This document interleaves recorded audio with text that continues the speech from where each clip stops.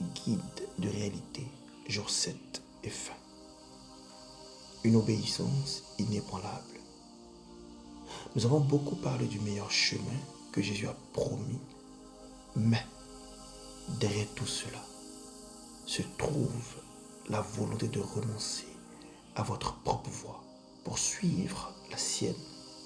En d'autres termes, l'obéissance. Jésus l'explique clairement dans notre verset thématique. Alors c'est quoi suivre le chemin? Suivre le chemin de Jésus consiste à soumettre vos plans aux siens. Et ces desseins sont toujours bien plus grands que votre perspective.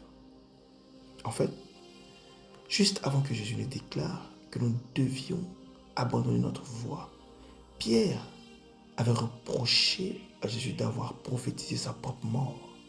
Mais la réponse de Jésus a été la suivante. Arrière de moi, Satan, tu mets en scandale. Nous pouvons penser que nous savons ce qui est le mieux pour nous, mais nous ne connaissons qu'une infime partie de notre histoire. Posez-vous les deux questions suivantes. Et si la vie que je vis actuellement se révèle être l'ennemi principal de celle que je souhaite? Et la deuxième question, et si le fait de m'y accrocher m'empêchait de réellement l'apprécier? Voici les deux questions que vous devez vous poser. La Bible nous dit dans Proverbe 14 au verset 12 qu'il y a un chemin qui nous paraît juste à nos yeux, mais qui au bout du compte aboutit à la mort.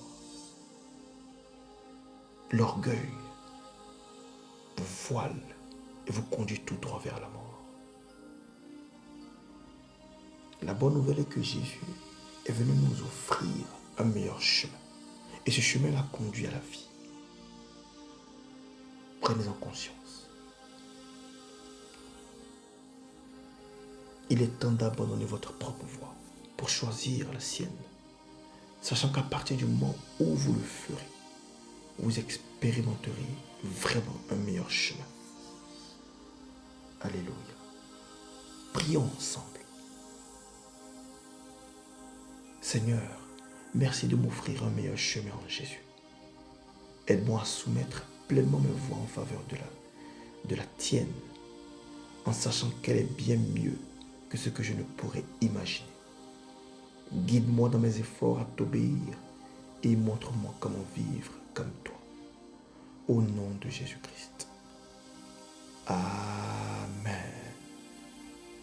Je vous souhaite une excellente semaine. Que la grâce et la paix vous soient accordées de la part de Dieu le Père, en Jésus-Christ, notre Sauveur et Seigneur. Demeurez paix. À la semaine prochaine.